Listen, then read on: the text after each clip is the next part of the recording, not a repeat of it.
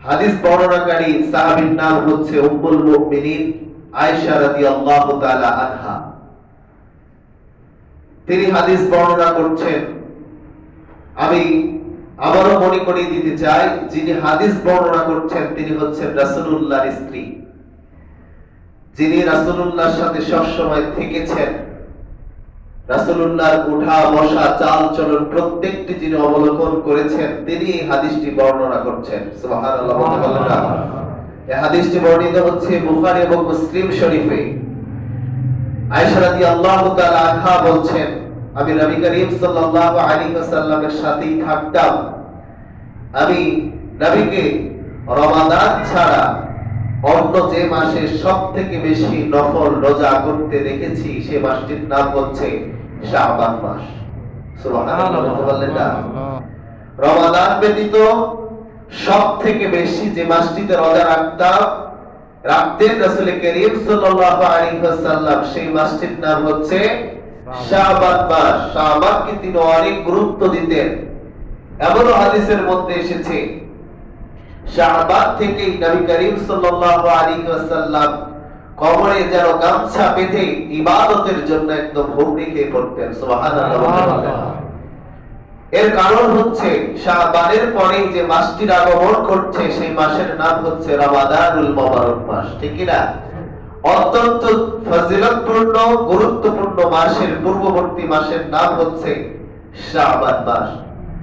এই মাসে এমনও হতো, আয়েশা রাদিয়াল্লাহু তাআলা আনহা বলছেন, নবী করিম সাল্লাল্লাহু আলাইহি ওয়াসাল্লাম এত বেশি রোজা রাখতেন, কোন শাবানে, বছরের কোন শাবানে তিনি পুরো মাসটি রোজা রেখে শেষ করতেন। সুবহানাল্লাহ। আবার এসেছে যে রমাদান ব্যতীত যতগুলি মাসে নফল ইবাদত, নফল রোজা রাখা যায়, এই নফল রোজা রাখার মাসগুলির মাঝে সবথেকে বেশি যে মাসে রোজা রাখতেন সেই মাসের নাম কি? শাবান মাস। একজন সাহাবী বিশ্বনবীকে জিজ্ঞাসা করলেন, উসামা বিন জাহিদ নাম, নবী করিম সাল্লাল্লাহু আলাইহি ওয়াসাল্লামকে জিজ্ঞেস করলেন, ইয়া রাসূলুল্লাহ সাল্লাল্লাহু আলাইহি ওয়াসাল্লাম, আপনি এই শাবান মাসে এত বেশি কেন রোজা রাখেন? এত বেশি নফল ইবাদত, নফল রোজা রাখতে অন্য মাসে দেখি না।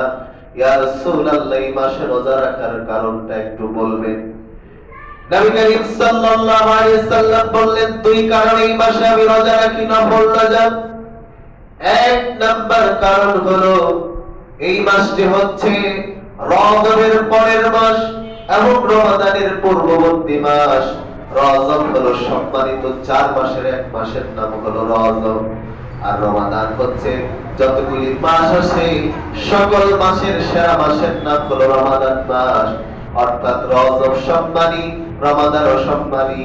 মাঝে শাবানকে অনেকে গুরুত্ব দেয় না, গুরুত্ব না দিয়ে এই মাসটাকে অবহেলা করে। এই অবহেলার সুযোগ যেন না থাকে, এই জন্য এই শাবানে আমি বেশি বেশি রোজা রাখি। রমজান এর পূর্বের মাস শাবান। রমাদান আমি জানি, আপনারা জানেন যে গুরুত্বপূর্ণ 11-12টি মাসের মধ্যে অন্যতম মাস হচ্ছে রমাদান, ফজিলতপূর্ণ।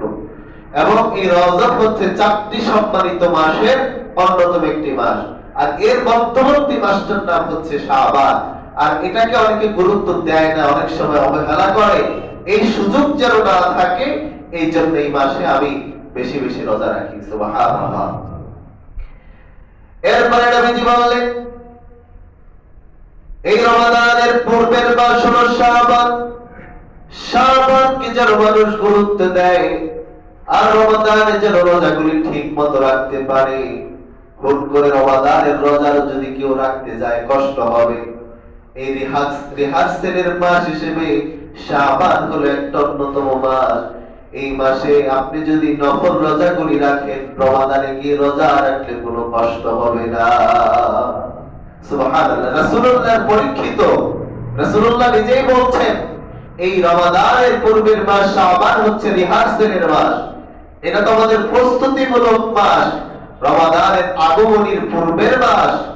এই মাসে রোজা রাখলে পরবর্তী রমাদানে রোজা রাখতে কষ্ট হবে না, একটা প্র্যাকটিস তো আমাদের হয়ে যাচ্ছে। সুবহানাল্লাহ। আমরা যে কোনো কাজ যে কোনো বক্তৃতা বলেন, স্পিচ বলেন, কিংবা যে কোনো প্রতিযোগিতা বলেন, সেগুলোতে অংশগ্রহণ করবার পূর্বে আমরা প্রস্তুতিমূলক কিছু একটা কাজ করি, ঠিক কি না? গজল বললে সেটা রিহার্সেল হয়, গান বললে রিহার্সেল হয়, নানান রকম এসএসসি পরীক্ষা দিলে সেটার একটা প্রস্তুতিমূলক পরীক্ষা আছে না, বলেন? সেই প্রস্তুতিমূলক একটা কোচিং ক্লাস করে তারপরে পরীক্ষা, ফাইনালি একটা পরীক্ষার মাধ্যমে অবতীর্ণ হয়। ঠিক তেমনই শাবানটা হচ্ছে প্রস্তুতির মাস। সুবহানাল্লাহ বলেন। এখানে প্রস্তুতি গ্রহণ করে আমরা ফাইনালি রমাদানকে স্বাগত জানিয়ে রমাদানের 30টি রোজা রাখবো ইনশাআল্লাহ। এটি একটি কারণ ছিল। আরেকটি কারণ নবী করিম সাল্লাল্লাহু